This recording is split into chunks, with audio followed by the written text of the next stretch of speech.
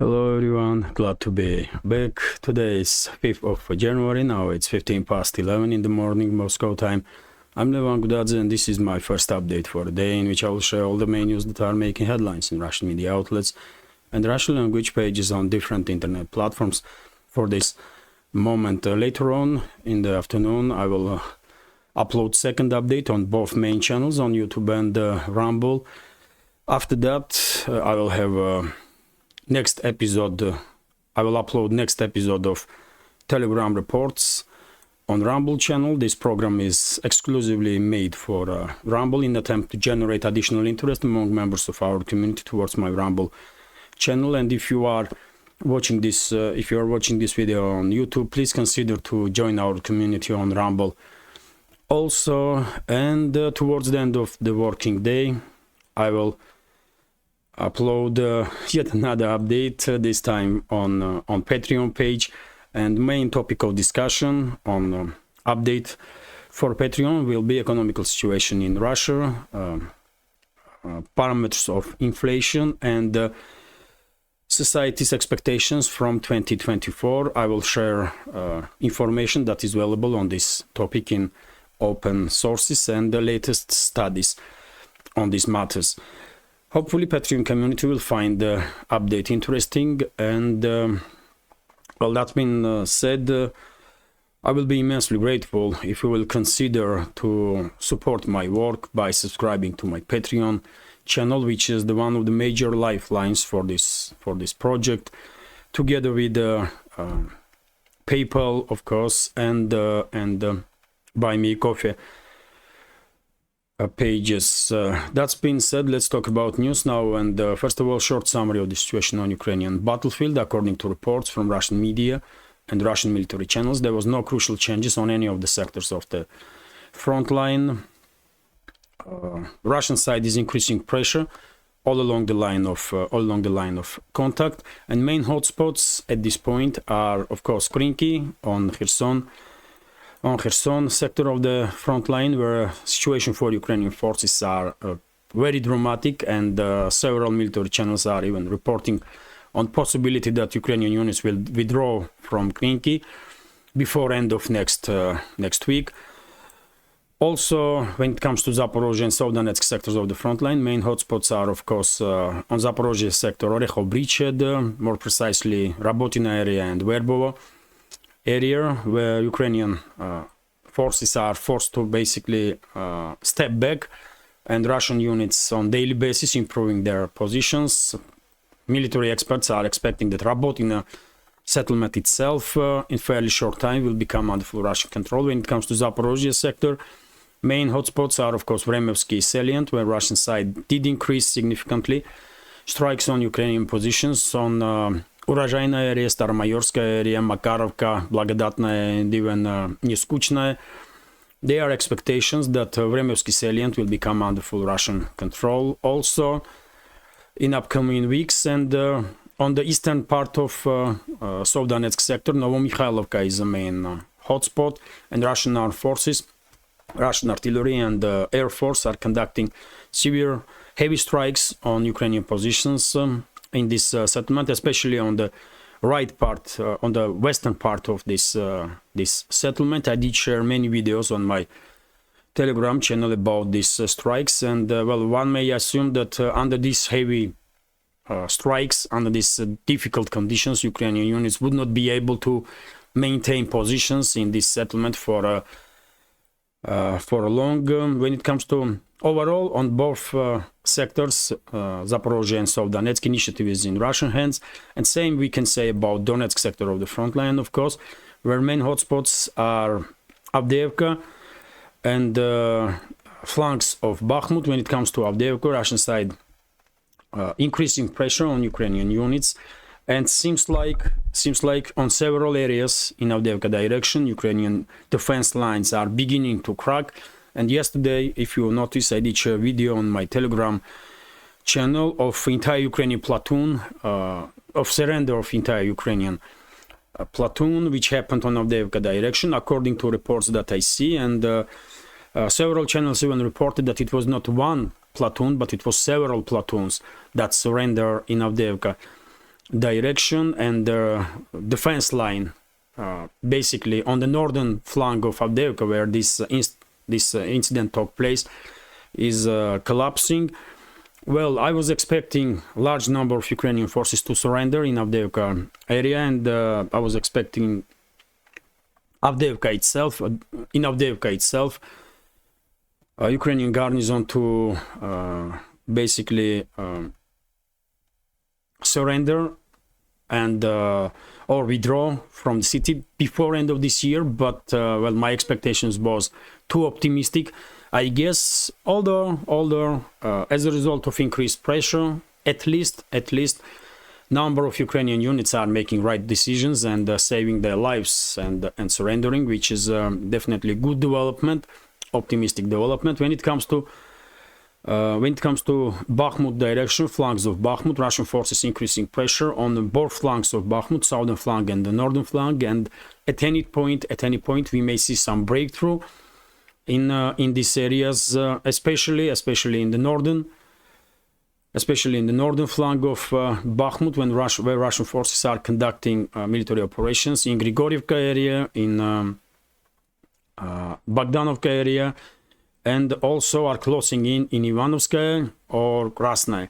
And once these settlements will become under full Russian control, the next stage, of course, will be military operations towards directly Chisov Yar. When it comes to southern flank of Bakhmut, Ukrainian units are still trying to hold on to their positions, but most likely sometime in the future, in a week's time or 2 weeks' time, they will be forced to retreat towards a right bank of this water channel that goes from Kurdimovka area up to Chisov Yar and then north from there. Situation is under full Russian control, of course, and it's Russian forces that are increasing pressure and conducting successful local scale offensive operations. When it comes to northern sectors of the front line, from Seversk, Yampol or Liman up to Kupiansk, initiative, of course, is in Russian hands. Russian forces are increasing pressure on Ukrainian units in Seversk direction from the southern side in Vysyola and Razdolovka areas. Of course, Belogorovka is constantly a point of severe clashes between the sides, and Serebryansky forestry, but very significant, in my opinion, changes are taking place in the northern flank of Seversk, in areas of Yampolovka, Terny, and according to several channels, Ukrainian forces in this area, defense lines of Ukrainian forces in this area are close to collapse because for supply and support, this Zheribets river have to be crossed, and therefore, because Russian side has full artillery and drone control over this area, Ukrainian units find themselves in very difficult situation. And I guess in upcoming weeks, Yampolovka and Terny will most likely become next hotspots on the front line, and eventually Ukrainian units will be forced to withdraw from the settlements towards right bank of Zheribets river. And same we can say about Novosadovaya settlement here on the northern side of Terny village. And when it comes to Kupiansk direction, main hotspot is still Petropavlovka settlement area, and of course Sinkovka area. As you know, during the previous weeks, Russian forces were trying to conduct local scale offensive operations with small armored groups, small mechanized groups in direction of Sinkovka. This tactic did not work as well as probably Russian side was expecting, and therefore, as I predicted a few days ago, Russian armed forces began heavily shelling Sinkovka area with everything: artillery, heavy flamethrower systems, and air force. And I guess this Ukrainian defense lines in Sinkovka will be obliterated in upcoming days, and then probably we will see yet another attempt from Russian units in Liman Perry area and this forestry to conduct offensive operation in the direction of Seversk. Overall, I will say that operational pause is holding all along the front line. No large-scale offensive operations are taking place, and there is no need in one at this point. As I understand, Russian armed forces, with this strategy of active defense, quite effectively are neutralizing and demilitarizing basically armed forces of Ukraine that are still loyal to Kiev regime. According to Russian Defense Ministry, according to Russian Defense Ministry's yesterday's report on progress of special military operation during the previous 24 hours, Ukrainian forces lost just in a day all along the front line about 650 military personnel. So almost on daily basis, Kiev regime is losing about 1 or 2 battalions on a line of contact, even when it's operational pause mainly, and no large-scale offensive operations have been conducted by Russian armed forces. Quite a big losses on part of Ukrainian army, and I don't know how Ukraine's general staff or Ukraine's Ministry of Defense gonna replace such losses, and with whom. And yesterday several channels even did report that Zaluzhny, head of Ukraine's general staff, had a confrontation with the political leadership of Kiev regime, exactly on topic of mobilization, because Ukrainian armed forces experiencing severe shortage of manpower, and the approach that Kiev regime is using to mobilize people is not working, and it does exactly the opposite. Antagonists people against regime and even against militaries. And Zaluzhny was not happy about it. Well, this confrontation between Zaluzhny and Zelensky is daily routine nowadays, and camps of both these individuals are attacking each other every day. At this point, just in political terms, but I would not be surprised if in upcoming weeks or months they will begin fighting each other with weapons in their hands. And this is it when it comes to short summary of the situation on Ukrainian battlefield. The Russian armed forces during the previous 12 to 24 hours continue to strike logistical and military infrastructure of Kiev regime in many regions, many Kiev-controlled regions. And during the day, I guess Russian Defense Ministry will provide society with additional information about these strikes. Probably you all notice that Washington began actively pushing this narrative that Russian armed forces during the previous massive missile strikes on logistical and military infrastructure of Kiev regime was using, first time used North Korean ballistic missiles. I have no way to confirm this information, but if Russian side received from North Korea some missiles and began using them, then okay, well done, I will say, for both sides, for Russian side and North Korean side, to negotiate and achieve agreement on supply of weapons. Why not, really? I see no issue here, absolutely.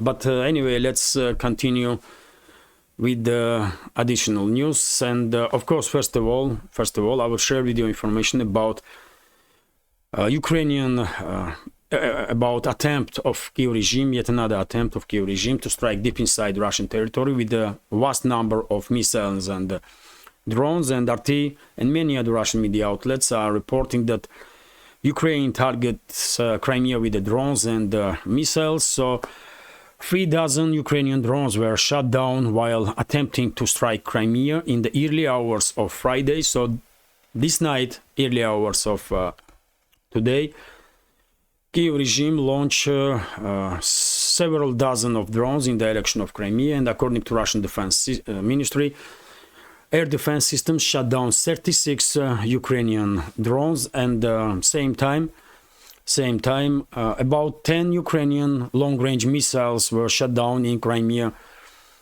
direction, also including Storm Shadow missiles, cruise missiles that were delivered to Kiev regime by United Kingdom. Well, Russian air defense forces were quite ready for this massive attack from Kiev regime, and if not all, then vast majority of aerial targets were destroyed. Government in Crimea did recommend locals not to try to touch fragments of destroyed drones and missiles for security purposes, and of course Russian sappers will work to neutralize any possible threat that may be from those fragments of shutdown drones. Also, Kiev regime did try to strike on Belgorod once again, to conduct a massive missile strike on Belgorod once again. And yesterday evening, 23:40, to be more precise, time-wise, Kiev regime launched dozens of missiles towards Belgorod, and according to Russian Defense Ministry, 10 Olha MLRS missiles have been shot down. Unfortunately, several shells managed to go through air defense systems, and one of them did hit residential area. As a result of this, several people were injured, and a few dozen of cars were destroyed and damaged. Also buildings, of course, windows were shattered and so on. I did share video and photo of this strike, on my Telegram yesterday evening. And this is not all.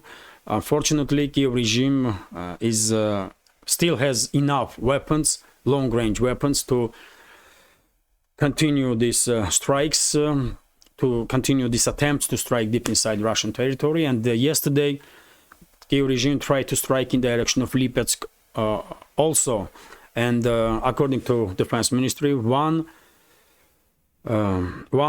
Ukrainian S-200 missile was shot down over the Lipetsk region.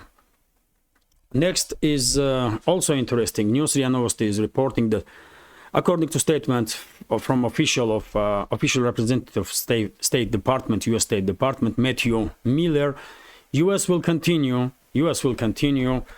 to support Kiev regime as long as necessary, although not in the scale of 2022 and 2023.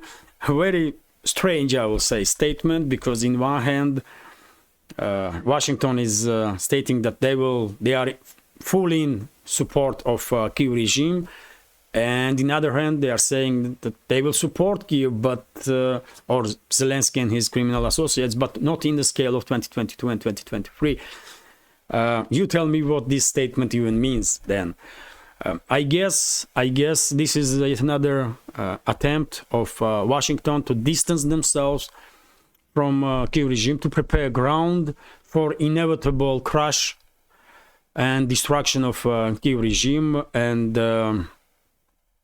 of course, they cannot say that they've had enough of Kiev. They have to say that, they will continue to support. But you know what? Not like before. We're not gonna spend hundreds of billions on these criminals no more. That's how I interpret this statement. Anyway, unfortunately, for some time, Kiev regime will continue to receive money and weapons from US, from EU member states, from collective West. But eventually, we all know how this story gonna end. Kiev regime will collapse in 2 months' time, 3 months' time, or 5 months' time, but it will happen. And Western ruling elites will begin blaming for everything whom? Of course, Kiev regime itself. Of course, Zelensky and his associates will become ones that will take responsibility for everything, and this way Western ruling class will try to defend themselves from possible questions from their own societies, that why so much money and weapons have been sent to this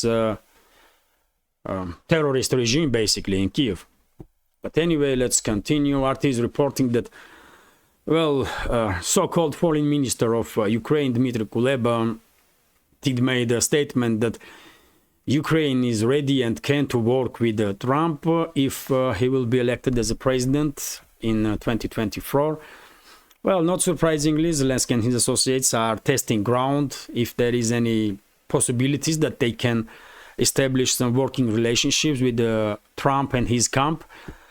Well, anything is possible, really. Anything is possible, but let's see.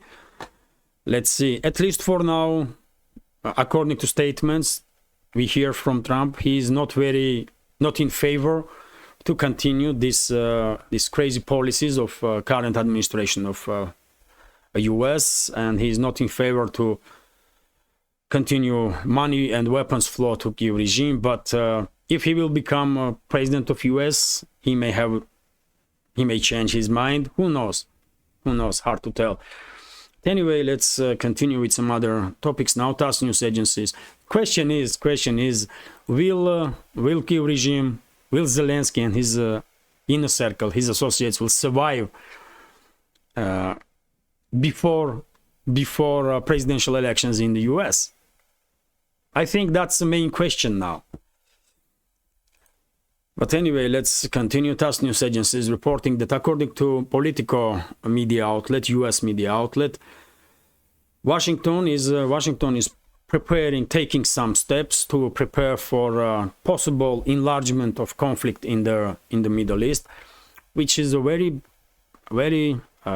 sad news, really, because I don't think Washington for no reason will begin preparations for possible regional conflict in the Middle East, and well, especially after recent developments when Israel targeted Hamas leadership in Beirut, in capital of Lebanon, killing several leaders of Hamas, including military wing of this group, Al-Qassam brigades, and also, as you know, in the Red Sea situation is quite extensive, quite extreme, and just recently, terrorist attack was conducted in Iran, on which responsibility was taken by, according to reports that I see, by ISIS. But yet again, ISIS, in my understanding, is a creation of CIA, Western secret services, including CIA, MI6, Israeli secret services, with participation, of course, of secret services of some Middle Eastern states.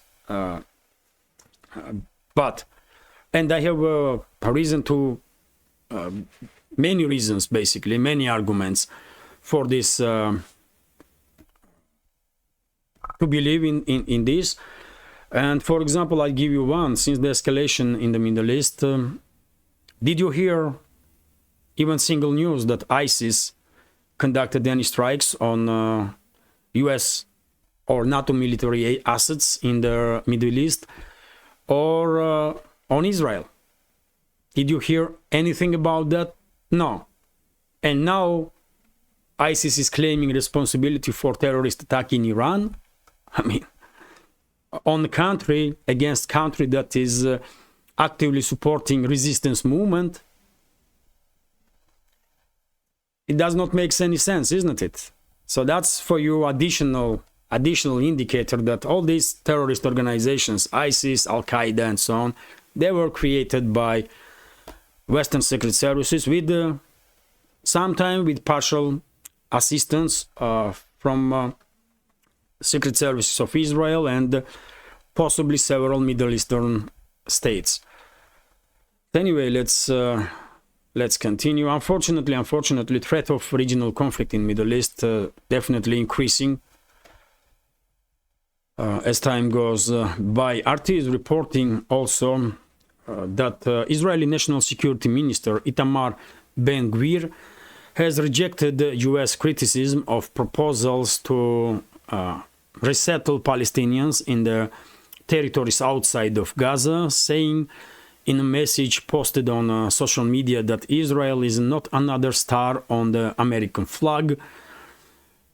Basically, he said that Israel won't take any orders from US, and this individual, Ben Gvir, along with Israel's finance minister Bezalel Smotrich, have in recent days advocated plans for the post-war voluntary migration of Palestinians from the blockaded Gaza enclave. Well, basically, this individual, security minister of Israel, with several other high-ranking officials, are now openly saying that they're going to conduct ethnic cleansing in Gaza. That's what these statements mean. They are openly saying that they're going to conduct ethnic cleansing in Gaza and forcefully remove Palestinians from Gaza Strip. Unfortunately, it seems like Netanyahu's government acting exactly as I predicted from very first day of escalation between Israel and Palestine, when I said that most likely Israeli government will try to implement in the Gaza Strip Karabakh scenario and force local residents out of the region. And now Israeli officials basically openly are saying that that's exactly what they intend to do. And the world does nothing. World does nothing. These ministers are not removed from office. I mean, you tell me what classification, what comment can be made on this about this development, man. It's madness. It's pure madness. That's all it is, man. And unfortunately, world is unable to stop war crimes committed by Netanyahu's regime and crimes against humanity, at least for now. RIA Novosti is also reporting that North Korea conducted strikes, large-scale artillery strikes in direction of islands of Penendo and Prendo, according to media reports. Well, more than 200 artillery shells, and according to some other reports, also missiles, MLRS missiles, have been launched in direction of these two islands. And South Korean government began evacuating people from Penendo Island, according to reports. And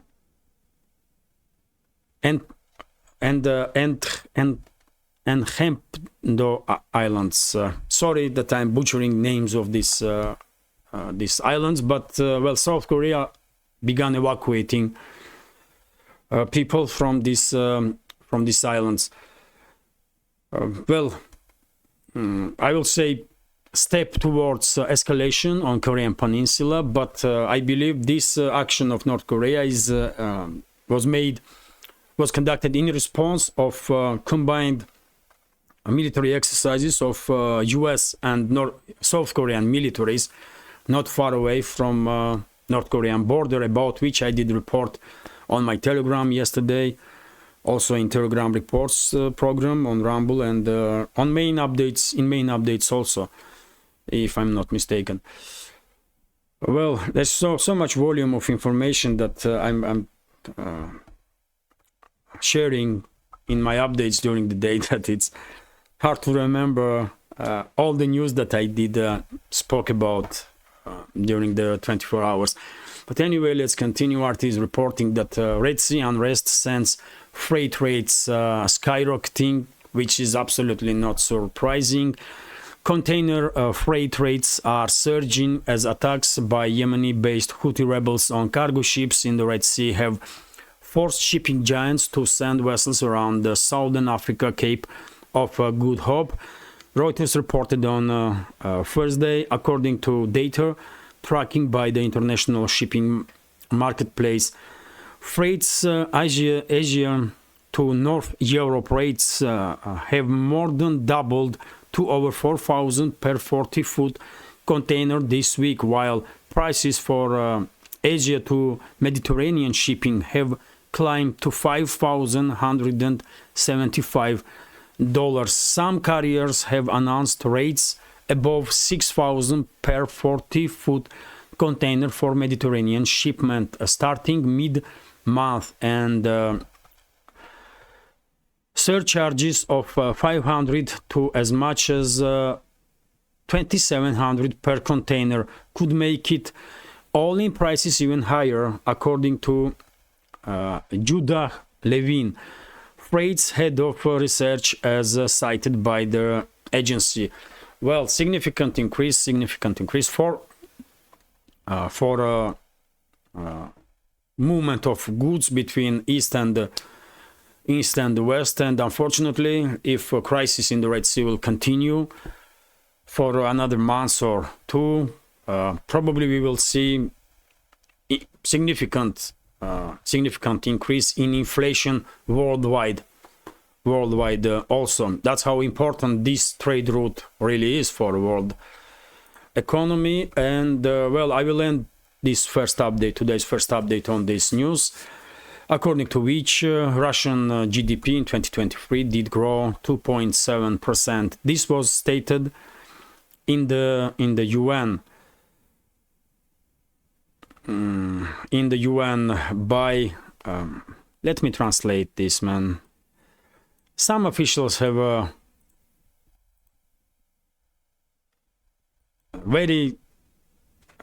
some officials' workplace have very interesting names, though, and there's no way you can remember all of them. So the Russian economy grew by 2.7% last year in 2023.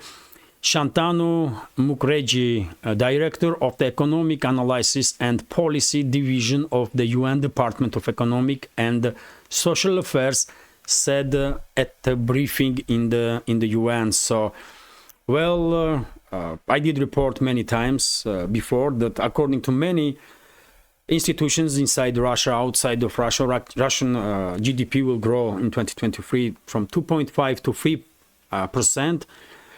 And the latest estimates were 2.7, 2.8%, and well, that's exactly the number that basically a UN official did share with the public. Quite a achievement, I will say, on part of Russia, if you take in account all this pressure that is introduced, that was imposed on Russia by Collective West, G7 and EU member states. And well, how long is this video? Quite short video, dear friends, only 33 minutes. And as I said, this afternoon I will upload second update with additional news that will be reported by Russian media. Also, of course, latest report of Russian Defense Ministry on the progress of special military operation during the previous 24 hours. After that, in the evening, I will upload the next episode of Telegram reports on my Rumble channel. That program is exclusively made for Rumble, in attempt to generate additional interest among members of our community towards my Rumble channel. And yet again, sorry for repeating myself, but if you are watching this update on YouTube, please consider to subscribe on my Rumble channel. It's free subscription. You can see links on this video in description box or in the pinned comment. And towards the end of the working day, I will upload update for Patreon page, also for Patreon community. And well, as I said in the beginning, I will be immensely grateful if you will consider to support my work on a Patreon by subscribing to my Patreon page. And well, that's been said. Hopefully you will find this update interesting, and if so, please click that like button, leave some commentary about any topic you like, and share video with your friends. It will definitely help to further develop both channels on both platforms, YouTube and Rumble. And if you think my work is useful, informative, and these channels are interesting and deserve to exist in this field of news and political commentary, please consider to support with small donations through PayPal and Buy Me Coffee. You can see links on this video in the description box or in the pinned comment. And of course, you can always subscribe to my Patreon page, as I said earlier. This is it for now. Have a great day and wonderful upcoming weekend. Take care.